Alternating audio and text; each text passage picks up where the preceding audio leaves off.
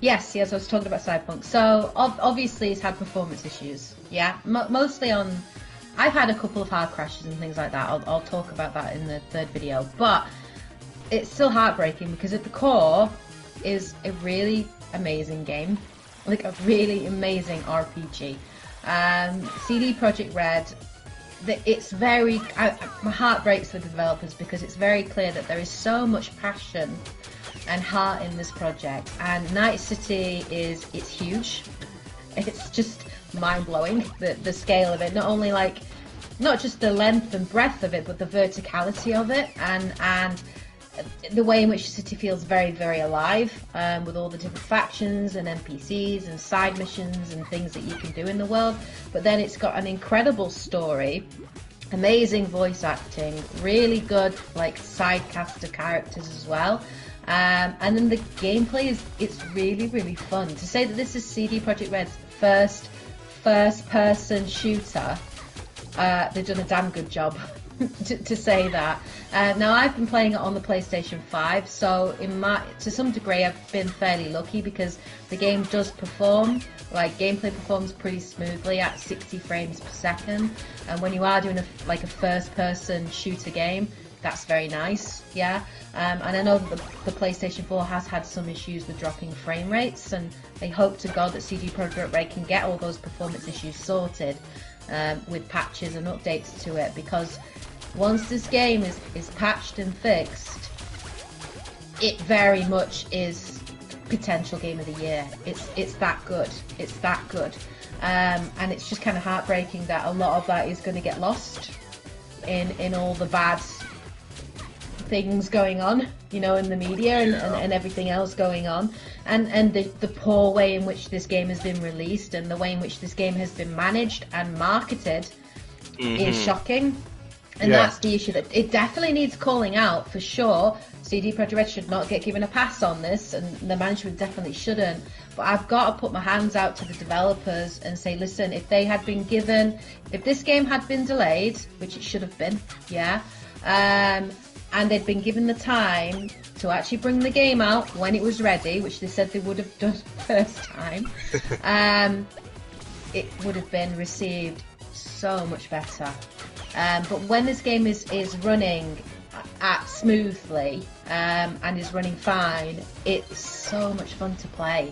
It's literally, I was playing it last night, wasn't I, Dante? Just doing side content, and I jumped in about 8 o'clock to play it, and I was just involved in it, and then Dante knocks on the door, and it's 1:30 in the morning, and I didn't even realise that it was that late because I just got completely swept up in it. And it's just a fab game. It's a really, really good game. And so it does break my heart. What I would say is don't buy it right now in the current state it's in if you're going to get it on PlayStation 4.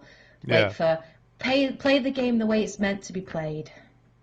You know what I mean? And it does break my heart that some people are not getting the same experience that say certain PC gamers are getting, or even what I'm getting playing it on next gen console. Even though it's still the PS4 version on that console, it does play smoother, but what's there is so freaking good. It's definitely something to say about it, because I am playing it on the PS4, and so I've got longer loading screens. I've got blue screened quite a few times before patch 5. I don't know if that's helped because it's had different versions already, but still. I'm still actively playing it though, because despite all the stupid bugs and little annoyances where they haven't quite, it's not quite ready. Where just little touches and things where you're going, why is that doing that? What? That's wrong. That should be up there. That should be down there. Or whatnot. It's still just a huge. It's like playing the tabletop RPG, but in a video game. Everything is there. It's like you are in that world. And there's so much freedom. There's so much freedom for how you can approach things, and your dialogue choices and your options, and you're properly making an RPG character in your style, because there's so many branching trees and you can't take every skill under the sun. But you build it like you prefer, like what you want, and then it's got a lot of replay value as well and everything. So bugs and all this aside, it's a smashing game. But yeah, it still needs some polish. Yeah, it does. Yeah. So yeah, I had to mention that, obviously, Cyberpunk, because I think it still needs mentioning. It is a damn good game, you know what I mean? You know, performance issues aside. And then obviously the other honourable mention I would say in here as well are things like Star Wars Squadrons, which I played on PC this year. Was not expecting to be praising EA, because we all know I call out EA and their bullshit all the time. With their microtransactions, and Lord knows they've done some terrible things with the Star Wars franchise. But the last 2 Star Wars games they've done have been great, because they've just let the studios do their thing without interfering. Yeah. So Jedi Fallen Order that came out last year was a fabulous game, and Star Wars Squadrons that came out this year was a fabulous game. It is, you know, like, do you remember like the original Rogue Squadron? On I think, was it the GameCube that it was on? Was it GameCube? Yeah. Classic. Star Wars Squadrons it's like every Star Wars fan's fantasy. You know, those that want to be part of those big space battles and be in the cockpit and you know, and it really does. It gives you that feeling. It's jaw-dropping in moments. But the gameplay, the minute-to-minute gameplay, and all the different like game mechanics in it are so cool.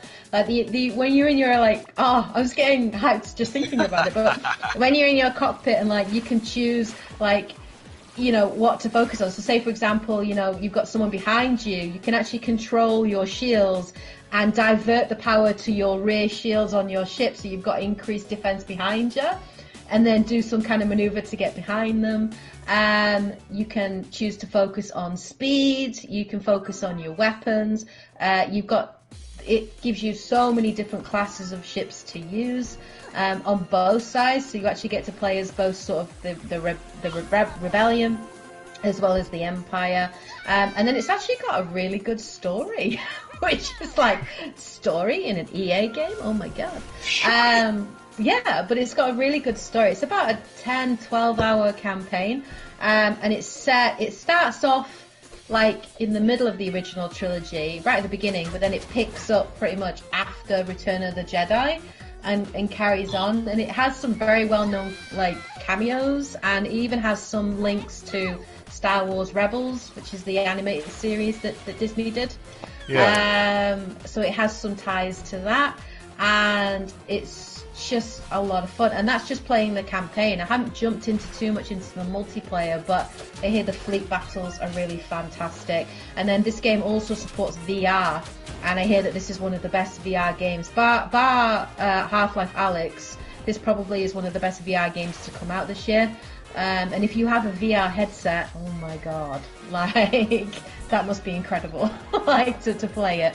But apparently it's really good in VR and supported from the beginning. But I really enjoyed it, really enjoyed it, and I encouraged Dante to get it.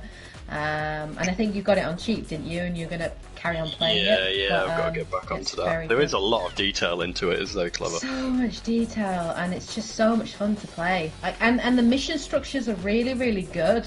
Like the things you have to do in the mission. Oh, they're so good. Like I can't recommend it enough.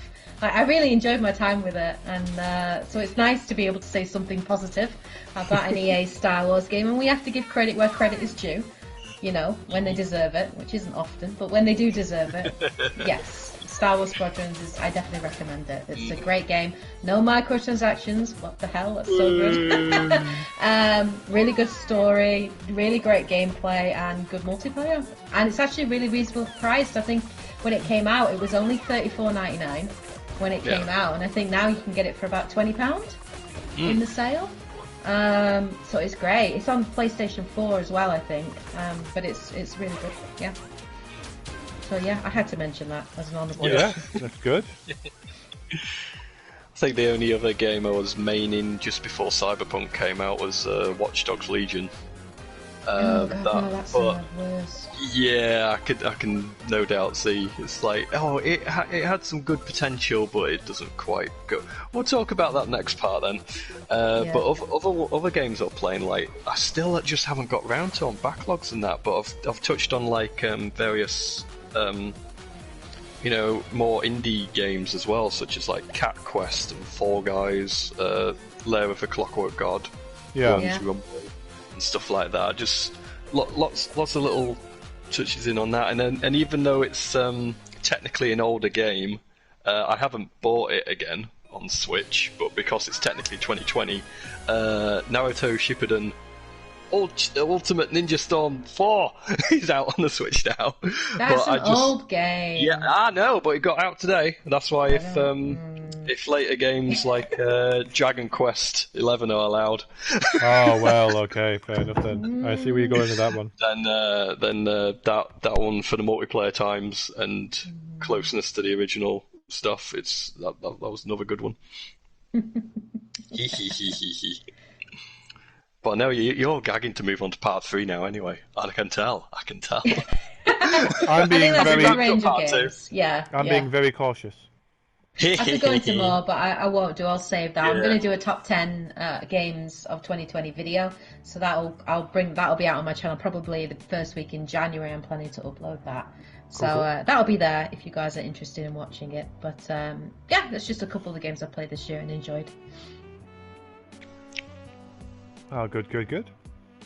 Well then, so we'll end this video and then we'll do the final one, which is disappointments of... I'm going to say there's just too many. But this one might be a quick one, because I know I will rant for hours. But yeah, we will do the final part, and then thank you for watching this series of videos.